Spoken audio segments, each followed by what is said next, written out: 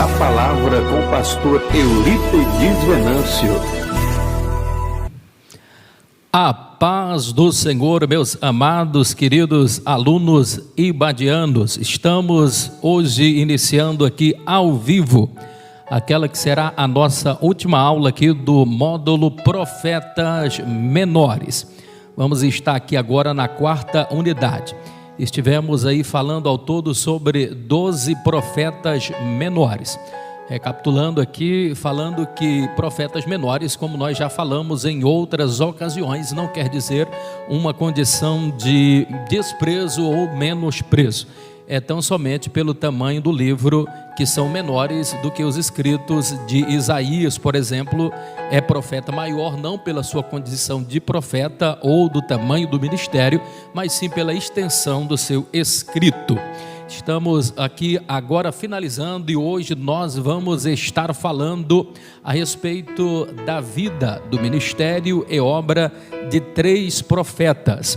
Esses respectivos profetas, eles viveram e tiveram a sua atuação no seu ministério nos anos 486 a 500 antes de Cristo.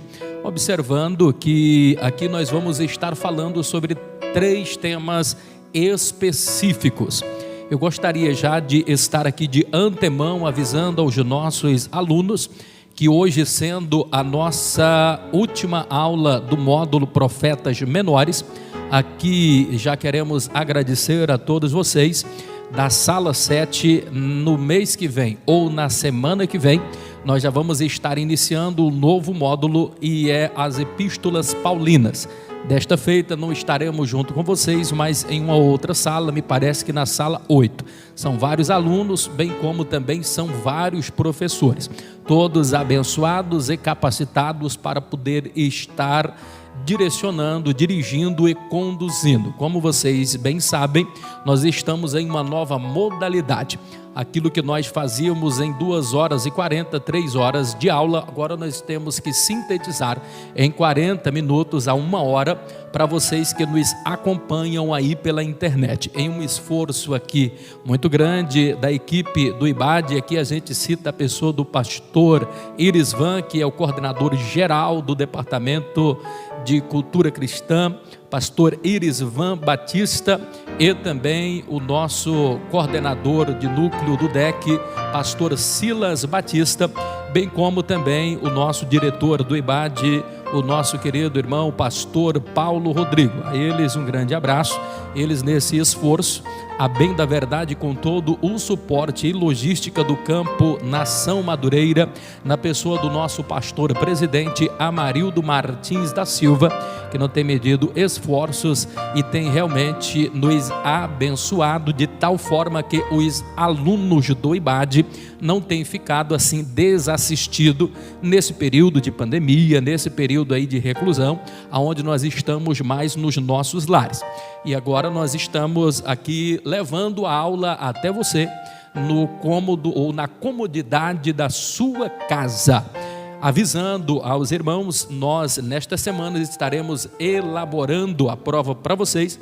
Nós faremos ainda estamos vendo como vamos estar elaborando e fazendo esta atividade ou esta prova para vocês. Não sabemos se faremos através de um aplicativo tipo o Kahoot ou se enviaremos em PDF para que vocês possam responder e enviar para nós por e-mail e nós estarmos depois fazendo as respectivas nota. Detalhe, é importante, vale-se dizer, importante ressaltar nesta oportunidade que a nossa prova acontecerá possivelmente de quarta para quinta-feira. Vamos estar fazendo a nossa prova. Eu quero crer que vocês tenham acompanhado as outras aulas do módulo da unidade 1, unidade 2 e unidade 3. Queremos crer que vocês fizeram aí o trabalho de casa, começando desde lá do início de Oséias, Joel, Miqueias, Jonas, Naum, Abacuque, Sofonias, todos esses profetas menores que nós vínhamos falando aí anteriormente. Detalhe, é importante que vocês saibam disso. Tudo que nós falamos dentro aqui desta matéria em loco é o que vai cair.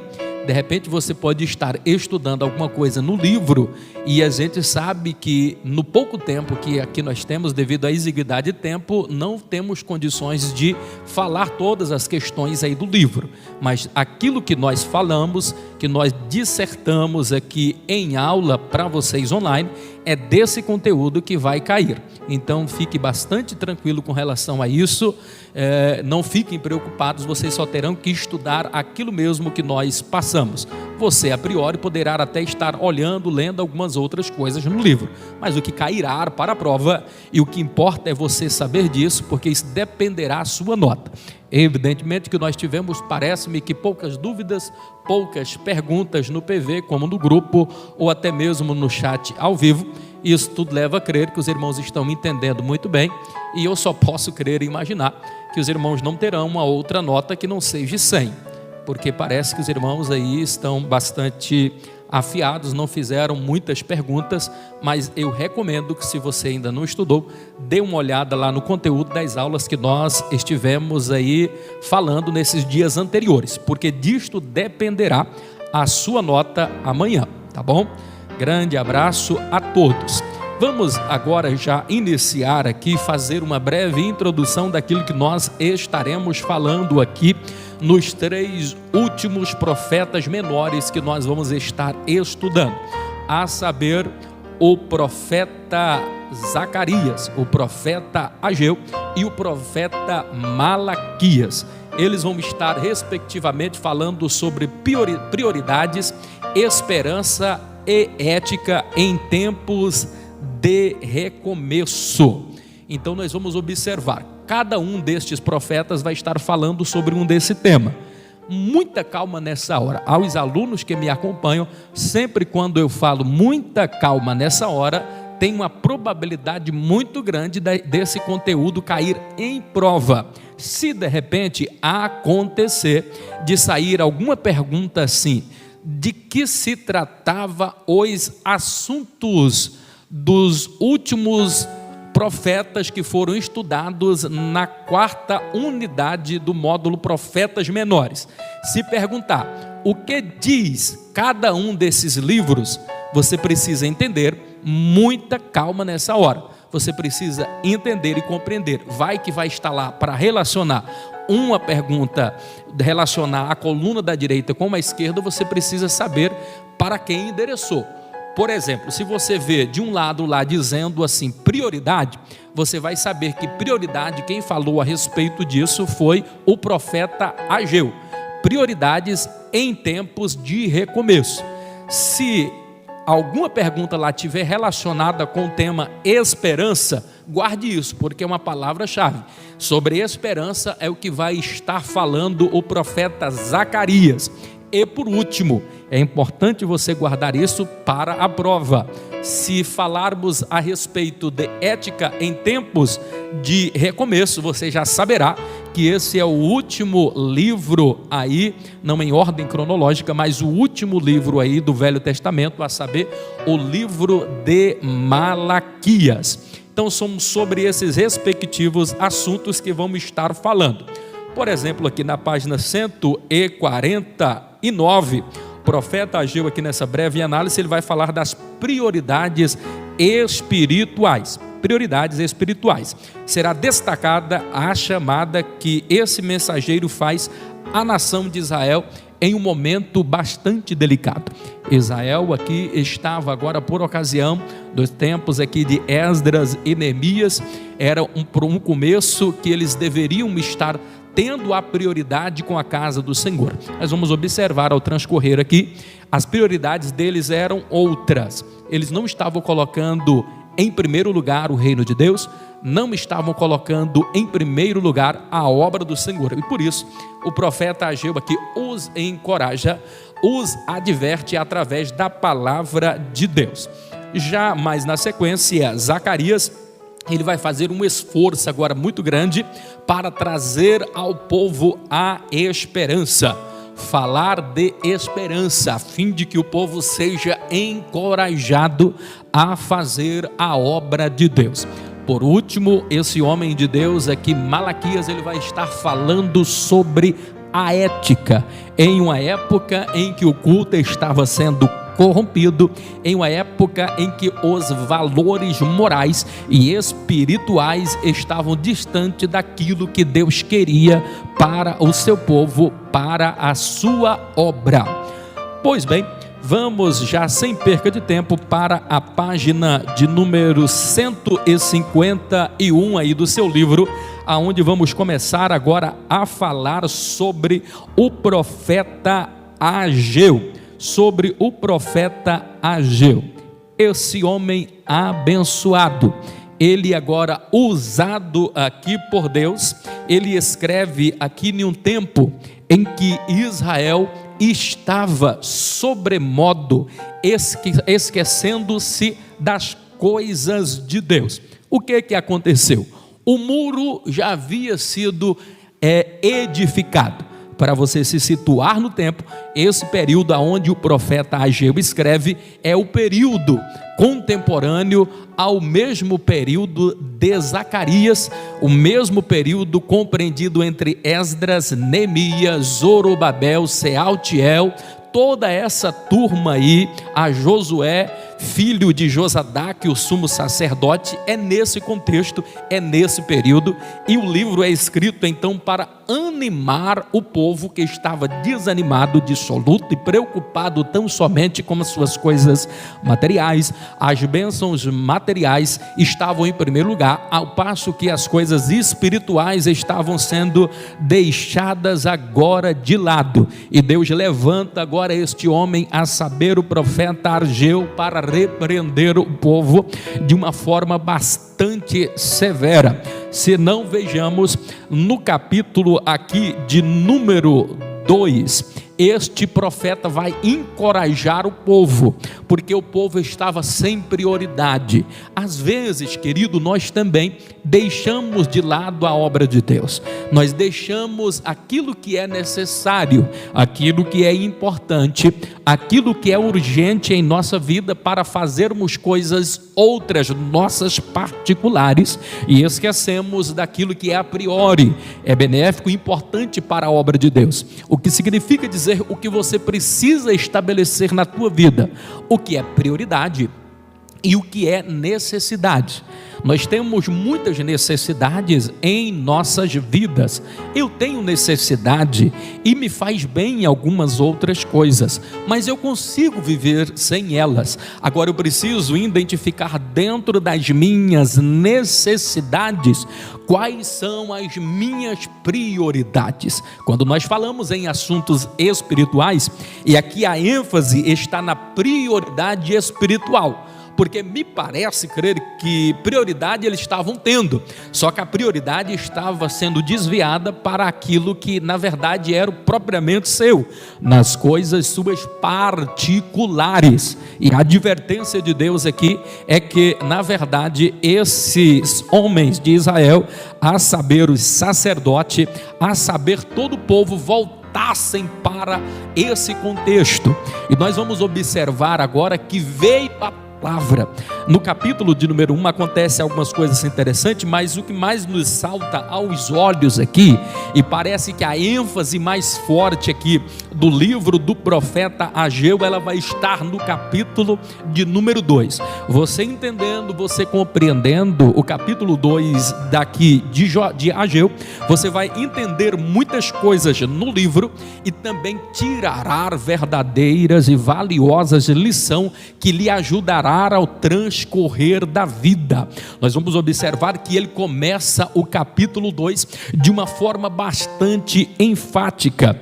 Parafraseando aqui, ele vai estar dizendo mais ou menos assim, da seguinte forma, de uma forma bastante séria, e ali é o próprio Deus entregando a mensagem a Ageu, e Ageu transmitindo a palavra ao povo. Ele vai começar dizendo da seguinte forma: no 7º mês, ao 21º do mês, veio a palavra do Senhor por intermédio do profeta Ageu, dizendo: quem dentre vós, que tendo visto e edificado esta casa, e como a vedes agora, é como nada comparada aos vossos olhos. Ele vai dizer: ouve agora, Zorobabel, filho de Sealtiel, governador da província de Israel, tu e todo o povo. Ele está agora conclamando aqui a Zorobabel. Quem era Zorobabel? Zorobabel era o que estava a encargo de governar aquela região, e por 12 anos ele havia ali governado, filho ali de Sealtiel, governador da província de Israel. Zorobabel era corregente com o seu pai Sealtiel, e chama agora a Josadaque, e chama para que ele venha agora ter um restabelecimento, que ali estava Josadaque, o sumo sacerdote, estava o governador, sem ter uma orientação e sem saber o que fazer. Então a palavra veio primeiro direcionada a estes príncipes, a saber Josué, a saber Josadaque, o sumo sacerdote. Veio a Sealtiel esta palavra de uma forma muito enfática. E o que nós precisamos entender e compreender? Por que é que é escrito aqui? Se você for analisar e dissecar todo o capítulo 2, você vai observar que aqui vai ter 3 coisas importantes. Tem 3 promessas condicionais, e para cada promessa tem uma condição. E isto significa dizer que as promessas de Deus, elas sempre serão condicionais. 100%, pastor, não. 99% serão condicionais. Existem promessas que são incondicionais, pastor? Existem, e estas ela não poderá mudar, porque dependerá do princípio de Deus, e Deus ele não passa por cima dos seus princípios. Tirando estas promessas, que elas não mudam, elas são imutáveis, ela independe da minha vontade, ela independe da sua vontade, e ela cumprirá. Então essa aí são incondicional, mas a maioria, 99,9% das promessas de Deus, elas são condicionais. É por isso que às vezes alguém fica triste e diz assim: olha, por que é que Deus falou isso e não cumpriu? É porque faltou de repente alguma condição. Não estamos aqui querendo dar desculpa, porque existem todos os tipos de profecia e profetadas. Inclusive tem algumas profecias que é falada, algumas revelações que vão contrário à palavra de Deus.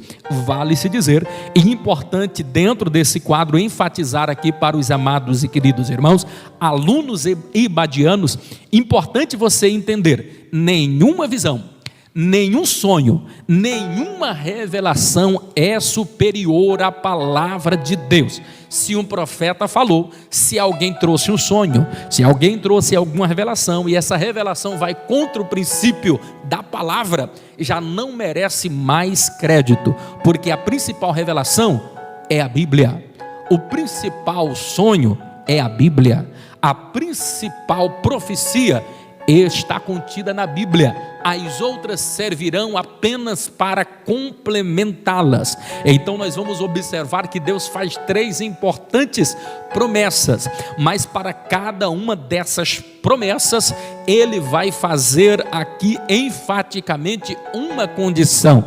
A primeira promessa que Ele faz, e vai estar bem próximo aí no capítulo de número 2, no verso de número 4, no verso de número 5 e no verso de número 3, aonde estão as 2 primeiras promessas.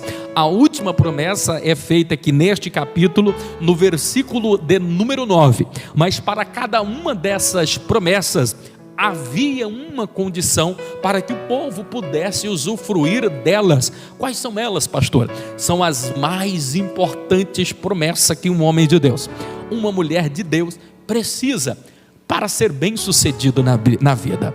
Então o sucesso, e por isso que é tão importante o capítulo de número 2 aqui de Ageu, e ele vai saltar aos olhos aos demais outros versículos, não que são superior à Bíblia, não porque o capítulo 2 é mais importante por isso ou por aquilo, e os outros não são importantes, todos são. importante. Mas dada a relevância do conteúdo da palavra, que é importante nós ressaltarmos, gente, porque essas 3 promessas dependerá da sua felicidade. Essas 3 promessas dependerá do teu sucesso espiritual, ministerial. Se você tiver como tomar posse dessas 3 promessas contidas aqui no livro do profeta Ageu, ninguém lhe para, ninguém conseguirá resistir você, ninguém poderá te deter. Que 3 promessas importantes são essas, pastor Eurípides? As promessas estão contidas aí. Ele vai dar uma condição, e se para cada condição daquela ele conseguir ter êxito e cumprir a sua parte, sabe o que vai acontecer? Deus está dizendo: eu sempre estarei convosco. Tem coisa mais importante, mais valiosa do que você saber que em tudo que você for fazer, em tudo que você for administrar, se Deus estiver contigo, meu irmão, o que poderá resistir você? Agindo Deus, meu irmão, quem impedirá? Você ter certeza que Deus está pelejando pela sua guerra, você ter certeza que Deus está do teu lado. Quem é que poderá atingir um homem cujo Deus é o Senhor e cujo Deus é o protetor dele, cujo Deus está o guardando, protegendo? Então esta promessa está contida aqui no capítulo 2, de que Deus estará com ele. E para essa primeira promessa, o que o povo precisava fazer para receber? Primeiro, o povo tinha que esforçar. Isso é importante. Esforço. Perceba uma coisa: nada vem de graça, meu irmão. Se você é uma pessoa que não tem muita preocupação com isso, ou acha que Deus não se importa, eu gostaria de vos dizer alguma coisa bastante interessante a respeito disso. Toda vitória, ela tem um preço. Entre mim, entre você e a tua vitória, entre você e a terra prometida, haverá uma muralha de Jericó a cair, haverá um obstáculo a ser transposto. Nós vivemos dias de um evangelho muito barato, me ensine-me hoje. Parece que nós fazemos uma campanha e compramos um volante de um carro por 50, 100, 200, 1000, 2000, 50 mil reais em uma igreja por aí, e recebemos uma promessa de receber um carro, um Corolla, uma Hilux, alguma coisa assim, ou compramos uma chavezinha em uma determinada igreja e parece que aquilo é suficiente. Vamos parar com essa bobagem. Toda vitória tem um preço. Até para termos a presença de Deus, nós precisamos nos esforçarmos. O reino dos céus, ele é tomado por esforço. E é isso que o profeta estava dizendo: priorize, as bênçãos não vêm de graça. Se você não esforçar, se você não orar, se você não buscar a face do Senhor, jamais Ele estará com você. E é necessário esforço, porque o céu é tomado por esforço. Quer ver uma outra promessa aqui importante? Ele diz que o Espírito de Deus, se cumprir aqui a segunda condição para a outra promessa. Qual é a outra promessa? É que o Espírito de Deus habitará em nosso meio. Que coisa gloriosa, que coisa maravilhosa. A primeira promessa, Deus está conosco. A segunda promessa, o Espírito Santo habitar no meio nosso. O Espírito Santo é o que nos motiva, o Espírito Santo é o que nos impulsiona, o Espírito Santo é aquele que nos convence. E outra, ele não só habitará no nosso meio, como habitará dentro de nós. Habitará dentro do seu coração, habitará dentro do meu coração. E qual é a condição para receber esta promessa? Depois do esforço, é agora continuar trabalhando. Trabalhando, meu irmão. Se você não gosta de trabalhar, eu tenho alguma preocupação com isso, porque a palavra de Deus diz assim: olha, vai ter com a formiga, ó preguiçoso. E ainda diz: até quando ficará deitado? Até quando ficará prostrado, deitado em uma rede, com a boca escancarada, cheia de dentes, esperando a morte chegar? Existe apenas um que é vagabundo por excelência, que é o diabo. Ele vai ter uma audiência lá em Jó, quando ele chega ali diante de Deus, e Deus pergunta: de onde vem Satanás? E ele vai dizer assim: de rodear.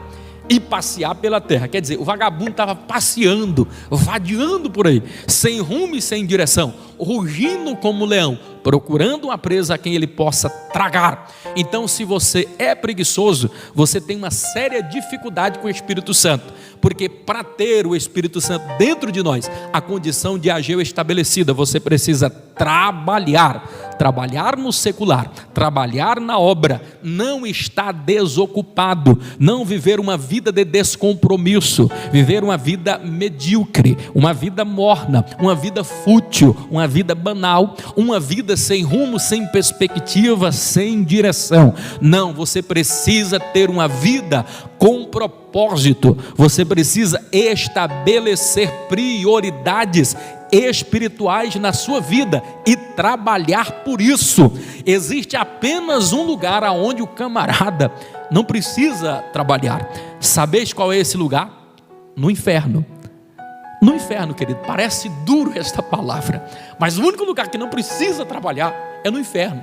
Mas lá está o capeta e aquele monte de demôniozinho espetando o camarada em um fogo que nunca se apaga, o bicho nunca morre, e a vida inteira de sofrimento. Lá não precisará trabalhar. Mas no céu, pastor, vai ter trabalho? Vai, porque o céu não é lugar de gente desocupada, não. O céu é lugar aonde as pessoas trabalham. A águia, o crente é comparado como a águia. Sabe como é que a águia renova as suas forças? Ela renova as suas forças voando. Ela sobe às maiores alturas, enfrenta a tempestade e depois ela vem descansando, planando, voando. E isto significa dizer que ela recupera as forças, renova as suas forças voando. O crente renova as suas forças trabalhando na obra do Senhor Jesus. Está tudo cansado, parece que está tudo perdido. Quando você vem para um culto, quando você ministra uma palavra, quando você ora por alguém, você ora por enfermo, parece que a sua fé é renovada, a sua mente é renovada, as coisas começam a fluir melhor, porque Deus gosta do trabalho, Deus gosta da pessoa que se esforça, que trabalha. Essa é uma condição sine qua non para termos o Espírito Santo no meio de nós: esforço e trabalho.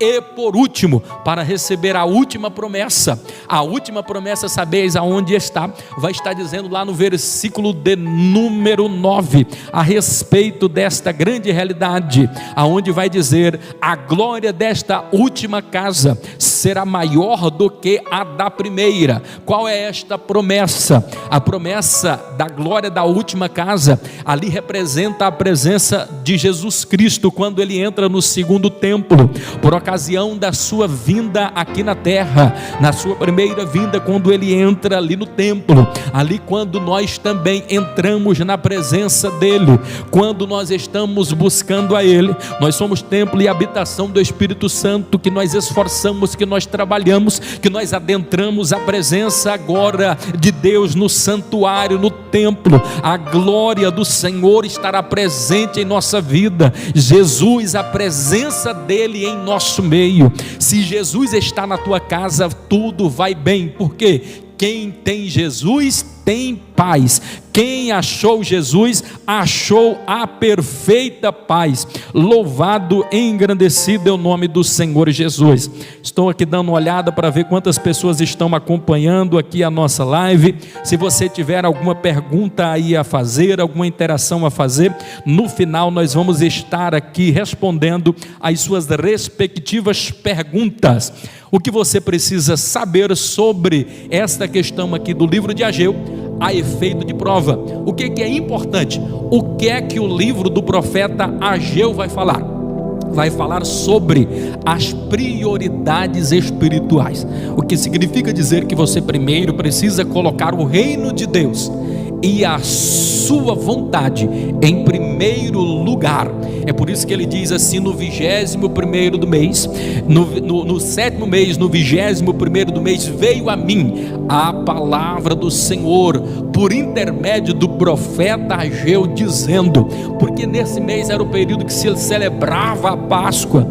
Ele estava relembrando, e o que ele estava encorajando aqui o povo? Qual era a promessa? Quando ele pega e diz assim: quem dentre vós que tendo visto esta casa na sua primeira glória, como é que você vedes agora, porque parece não ser nada como aquela lá do passado. De que casa ele está falando? Ele está se reportando àquele dia, porque havia os anciões que estavam aqui por demais com saudade da época, porque eles ouviam falar através dos seus pais do grandioso dia aonde fora edificado e construído 43 anos, com mais de 80 mil pessoas trabalhando dioturnamente na construção do grandioso e suntuoso templo de Salomão. Foi um dia também como esse, no 21º do mês, no 7º mês, quando estava ali especificamente no capítulo de número 7, no verso de número 14,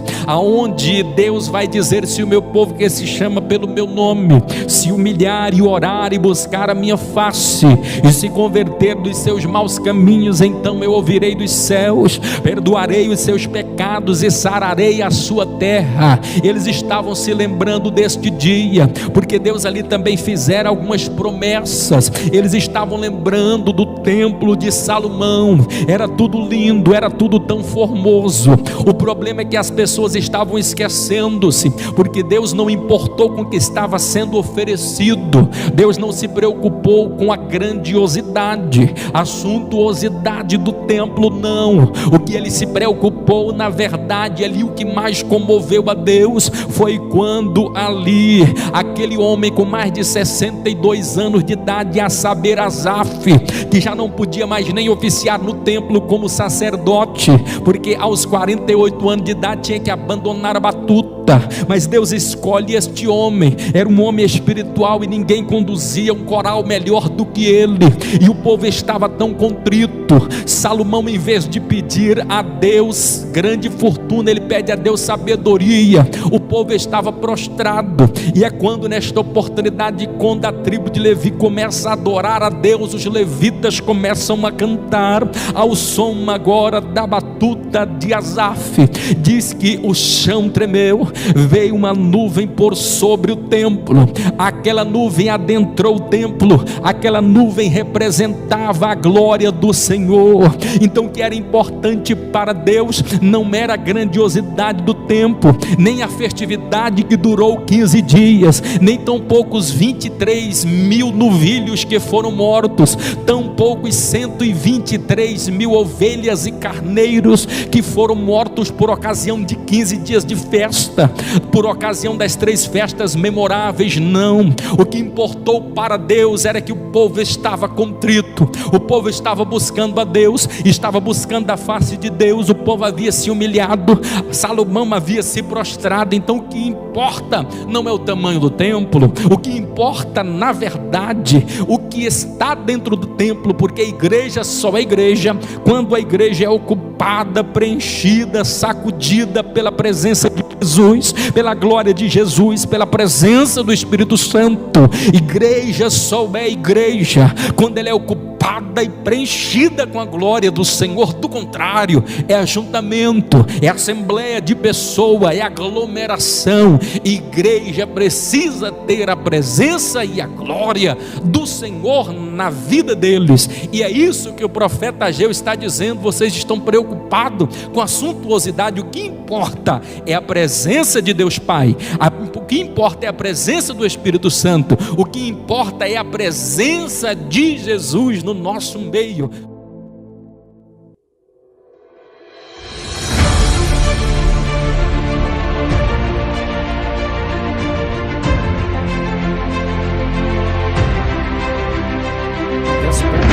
Qual o tema de mensagem que você gostaria de ouvir em nosso próximo vídeo?